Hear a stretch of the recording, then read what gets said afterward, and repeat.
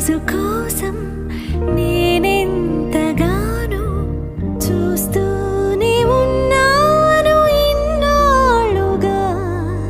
మౌనాలు అన్నీ మాట్లాడుతుంటే కనువిందుగా ఉంది తొలిసారిగా.